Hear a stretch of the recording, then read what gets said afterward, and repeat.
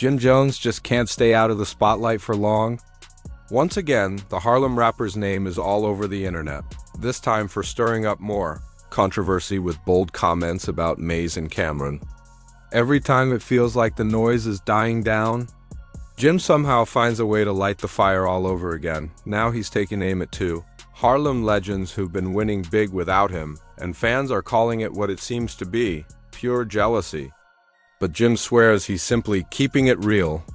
It all started on a new podcast appearance, where Jim began venting about fake love in Harlem and how people switch up once the cameras come on. The funny part? The host never mentioned any names. Jim did that himself. He said, "You see Mase and Cam? They not the same. Them boys Hollywood now? They was never really built like that anyway."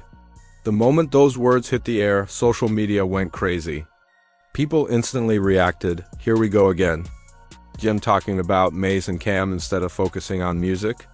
What made things worse was how he tried to spin it like a motivational message for the youth, but instead, it sounded more bitter than wise. Especially considering Mase and Cam's Show It Is What It Is has completely taken over hip-hop media this year. They turned Harlem swagger into a powerhouse brand, millions of views. Celebrity guests, major sponsors, and fans can't get enough of their chemistry. So when Jim tried to say they ain't really from the streets, it didn't come off like real talk. It came off like envy, plain and simple. And I gave them food and shelter when they didn't have it, not saying they couldn't get it. But they know the situations that they were in. You know what I mean? As school kids. And So they were in school, they got kicked out, you said? both of them got kicked out. Both of them got kicked out and you gave them food and shelter. How did you have money for food and shelter? I learned how to do it. What you talking about, man? They can't live with me in the projects in my grandmother's house. In your grandmother's house? Oh, but she was gone. Passed away. So you got the apartment to yourself. They come, but you still got to pay the rent. Yeah, I paid the rent. I paid for the love rent. That was Mase manager. I was a hustler. I always been a hustler. You were in the streets. I know how to make money. Why? Why are we going to Jomo's house? I heard the new you did. Yo, you want to come through? Come through. So yeah, I would bring some bitches over there to sometime. A little maybe. How much do you credit you being successful to Cam? I credit a lot to Cam, but I also credit a lot to us because behind closed doors, it was us that put him in that position. You was a fan. You begged us. You are a fan, nigga. A fan. I mean, he was doing music a long time and things like that, but it was a pivotal moment where before he got signed, them 2 years was very crucial to everything that we did together in his journey of becoming who Cam is. Do you remember how we met? Pause. Not met. How you got cool with us? Basically, you heard our freestyles. Yo, man, I heard the freestyles. Y'all killing shit. There wasn't times where Cam had to do what he had to do to make $1 and things like that. But from the beginning, I always had to make $1 because I always been on my own. Yeah. I've raised my whole family since I was a teenager. I used to hustle and get my mom's money. You heard it. My first job in this thing was a hype man for Cam. You know what I mean? But I started as Cam partner. We came in this mission wholeheartedly. I knew what my job was. He knew what his job was. What was your job? My job was to make sure nothing happened to that man while he was trying to be successful, because I knew that if he be successful, then he gonna turn around and make him successful. And that's exactly what happened. Even the interviewer looked uncomfortable, trying to steer the convo somewhere safer, but Jim wouldn't let it slide. He doubled down saying, "I'm just saying, not everyone who talked tough was really tough. Some dudes just grew up around real ones and borrowed the glow." That line instantly blew up the internet. Comment sections lit up as fans called it pure projection, because let's be real, out of all three Harlem heavyweights, Jim's the one who's always looked like he's got something to prove, and this ain't some new behavior. Jim's been throwing shade at Mase and Cam for years, ever since the Dipset empire started falling apart. Back in the golden era, each of them shaped Harlem's legacy in their own way. Mase brought the smooth, radio-ready hits. Cam had the brains, the business mind, and that signature flair, and Jim, he was the street energy, raw, loud, unpredictable. But over time, the tables turned. Mase rebuilt his name through growth and honesty. Cam evolved into a media boss with one of the most watched hip-hop shows out, and Jim, still out here arguing about who's real Harlem. It's like he's stuck in a time loop, fighting the same fight nobody's even challenging him on anymore. And now, with these latest shots, Mase and Cam don't even need to clap back. Their success already says it all. You was not there, man. You wasn't there. You were fanned out and you begged niggas to come to your house after you heard all these mixtapes. That's how you got in. I'm extremely happy today. I'm extremely happy of what I've accomplished, who I've become, what I've overcame, what I have the ability to do. Mase actually taught you how to rap. Literally. He taught you how to rap. Mase taught me how to rap. You say it. Whenever I do my interviews, I'm very real with myself. You know what I mean? Like, I know the whole playing field. We taught you how to rap. How you ran the whole organization. People get this picture painted like I'm from the real bottom with nothing. I've been traveling on the train since I've been 8 and 9. I've been telling people this for years. Like, I'm a real anomaly. Like, I'm different in New York City. I was a man long before I was supposed to be a man. Get out of here. How you made Diplomat? Yeah, you ain't make none of this stuff. You was a fan. So you gonna sit around and act like you been around all this Harlem and everything. You ever see somebody from Harlem try to act like they from Harlem so bad that you gotta keep saying, I'm from Harlem? From Harlem know who's from Harlem. You don't have to keep saying you from Harlem. What's crazy is fans saw this coming from a mile away. Every single time Mase and Cam link up, Jim somehow pops out with another Harlem speech or slick little jab. And this latest rant? No different dot when asked about it is what it is. Jim said, it's cool they doing something positive, but let's not act like they ever did anything for the city. That line had people laughing because if anyone put Harlem on the map after Big L, it's Mase and Cam. Mase ran the late 90s, smooth but dangerous, mixing that church calm with a street soul. Then Cam took over the 2000s, transforming Harlem into a whole movement, the pink fur. The slang, the swagger, that was all Cam, sure. Jim had his moments, but let's be honest, Cam was the architect. So whenever Jim tries to rewrite that legacy, fans call it out fast. Comments flooded in like, bro, you didn't build Harlem by yourself, relax. People even started digging up old footage of Jim hyping both of them, calling Cam a genius and Mase a real mentor. But somewhere between the Dipset breakup and Mase linking back with Cam, something inside Jim clearly shifted. That chip on his shoulder? Been there for years, and when Mase and Cam caught wind of his latest shots, they didn't even flinch. On their show, Mase smirked and said, some people mad cause they ain't got a seat at the table. Cam followed with, recounting money, not excuses? That was it. Clean, calm, but lethal. The internet went wild. Fans said they roasted Jim, without even lighting the flame. What you think Cam gonna do? You think he just gonna sit there and you think he gonna and Jim basically Jim rhymed first. You know what I mean? Well, actually Cam and 50 said what they was talking about what they said. Jim heard that. He came back and said that. Now motherfucking Cam, what you think Cam gonna do? Cam is a lyricist. He's gonna make you feel any type of stupidity way that's possible. He's gonna say to basically kick you in your nuts. You know what I mean? He's gonna rip your heart out. Remember the old school when they was doing electric boogie and they grabbed the neck by the heart, pulled the heart, they just had it in their head, and bit the through it, stomped on the. That's what you gonna hear. It's basically they was going back and forth. After that, like I said, it went to the money. That's the whole point of the situation. Yeah, he gonna say Jim is from the Bronx. Everybody else on the side, your group of niggas, be like, yeah, the peanut, he's a peanut gallery. They gonna make up all this shit to make sure to turn the peanuts into peanut butter, then whip it into something else to make it all a whole bunch of different shit. Then my niggas is gonna talk about your feet and all that. You know what I'm saying? Like, so. Just to, like, that's everybody who's from Harlem got some family in the Bronx. Everybody who got some family in the Bronx got family in Harlem. Yeah, Jim is from the Bronx and he came to Harlem. You know what I'm saying? After that, Jim tried to clean things up online, claiming he was misquoted. But let's be real, everyone saw the clip. There was no misquote. He said exactly what he said. And instead of taking accountability, he jumped straight into damage control mode, posting those mysterious IG stories like, real ones don't need validation. But by then, the damage was done. The clip had already gone viral, and nobody was buying the excuse. What makes the whole situation wild is how easily it all could have been avoided. If Jim had shown a little love instead of throwing shade, Harlem would have looked unstoppable. Imagine it, 3 legends from the same block, same history, still thriving in 2025. That's legacy. That's power, but Jim? He seems addicted to chaos. It's like he'd rather argue for respect than actually earn it. And fans can see it. They're saying Mase and Cam have outgrown him completely. They're moving like moguls, while Jim's out here sounding like that one friend who can't stop talking about what used to be. But the thing about it is, you gotta understand the war. Like, Jim it's like battling. It's like rap. It's like motherfucking rap. Jim, whatever, but they wasn't. They was on platforms. And Jim said what he said. Jim, I think what he said, something about inviting him to his, so he said, he said, they on my dick, right? That's something that's serious. Like, you hear that, you like, ooh, it's like Jim caught a ball. Oh! Do you consider Jim a Harlem guy or no?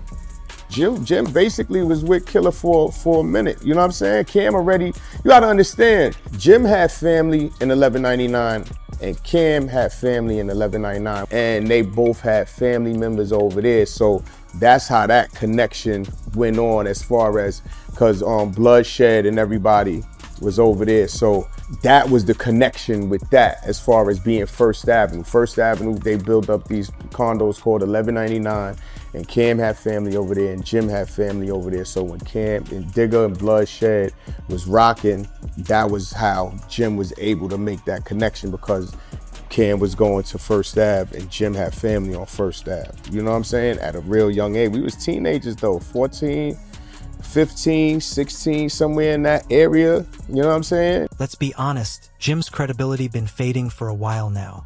From that Dipset versus Locks versus battle to his string of random online beefs, something about his energy just feels off. Fans say he's chasing headlines instead of hits, more focused on stirring up controversy than building consistency. And this latest Mase and Cam rant? Just more gasoline on the same old fire. Instead of celebrating Harlem's wins, Jim keeps dragging the spotlight back to himself. There was a time when Harlem unity meant something, when every artist repped the block with pride. But now, it feels like Jim's the only one still clinging to grudges from 2 decades ago. And here's the irony. While Mase and Cam are out here running media empires, Jim's still talking about being outside. Bro, it's 2025. Nobody's keeping score on who's outside anymore. They're watching who's cashing checks. Mase and Cam turned friendship into a business empire. Comedy, culture, sports, Harlem flavor, all rolled into one hit show. It's smart, it's fresh, it's everything hip-hop media's been missing. Meanwhile, Jim's still bouncing from podcast to podcast trying to defend a legacy no one even questioned. Even Tony Yayo summed it up perfectly. Some rappers just get bitter when their peers level up while they stay stuck in the same habits. And that right there, that's Jim in a nutshell. Every time Mase and Cam rise higher, he pops back up, talking reckless, like he just can't stand being left out of their spotlight. You know, is the rapping popping yet? Is, you know what I'm saying, Mase and all that going on yet, or are they still coming up? I'm not gonna sit here and do a discography, my brother. It's a little bit too much for me. And you ain't pay enough for that. So if you got some other questions you wanna ask, or you could erase all this and I could send you your money back. Either or. I understand what's going on and the plight of everything that's going on, and people want to know the history, but this ain't the way that you're not going to be able to get the whole Jim Jones or Jomo story for that, what you did. I thought this was some regular questions. It seemed like you're trying to get everything up to every point, and that's not going to happen right now. So if you want to ask some questions, I'm cool with that, but you definitely can't ask me all these questions you're asking, my brother. So if you got some you want to ask, you better ask and get it off your chest, but I ain't going through this with you because you don't have enough money for that. No disrespect. Okay, I mean, I could do more of a regular interview, but I definitely plan to ask about the Camron drama. Is that stuff okay, or is that not okay? You can ask what you want to ask. You heard? But I'm just telling you that if you think I'm going down the timeline of my life with you, it's not going to happen, my brother. You heard? You're going all the way back to high school. I respect it, and I understand your job as a journalist, but as a journalist, you ain't got enough coin for that. Another reason fans think Jim's moving off jealousy? He's been trying to launch his own podcast for a while now, but it just never caught fire like It Is What It Is. He even teased a show with a similar setup, but it fizzled out before it ever found momentum. So instead of carving out his own lane, he's been busy throwing shade at theirs. And the internet? Ruthless.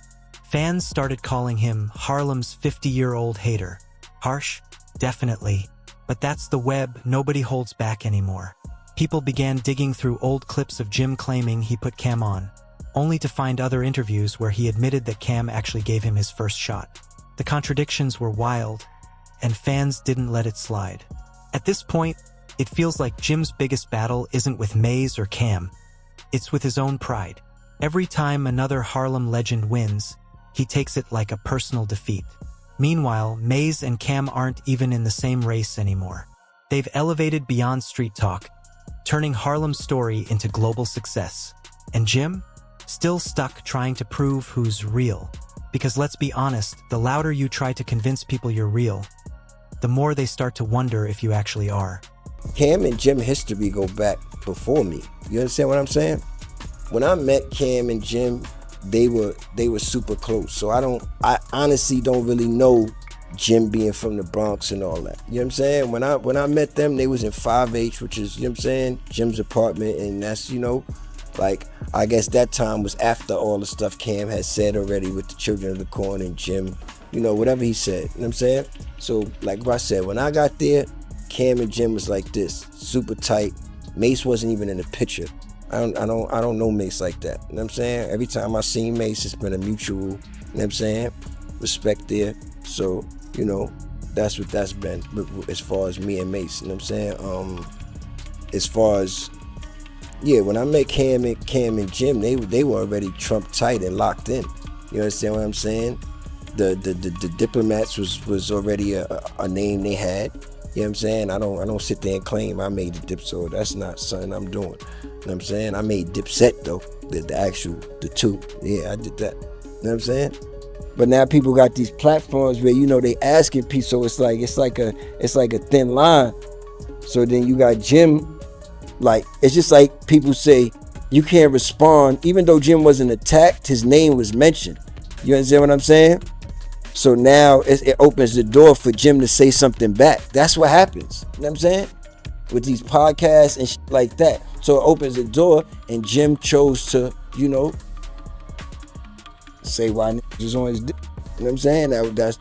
That's how Jim chose to carry it. You know what I'm saying? And then, you know, Cam chose to carry it the way Cam chose to carry it, and you have what you have now. You know what I'm saying? Now the question everybody's asking is, what's really pushing Jim to keep this up? Is it pride, ego, or that quiet fear of being forgotten? Because truthfully, it's starting to look like a little bit of all three. Jim built his name off hustle, charisma, and pure Harlem energy. But lately, it feels like he's running on old grudges instead of new victories. And that's the sad part. The man's got real talent, but he just can't seem to let go of the past. Meanwhile, Mase and Cam figured out the one thing Jim never did: evolution. They understand that in 2025, being real isn't about standing on the block. It's about standing on business. It's about growth, ownership, and building something that outlasts the moment. That's exactly what their show represents: Harlem maturity, Harlem elevation. But Jim's still moving like it's 2005, acting like throwing shots is the only way to prove authenticity. And the crazy part? Every time he talks reckless, Mase and Cam rise higher. Their clips go viral, their audience grows, and Jim ends up looking like the one still bitter about being left out. Fans even turned it into a running joke, saying Jim's got Mase and Cam rent-free in his head. One comment nailed it perfectly: he act like that ex who still can't stop talking about his old crew. And honestly, that's exactly how it feels. Like he's not mad at their success. He's mad he wasn't part of their glow-up.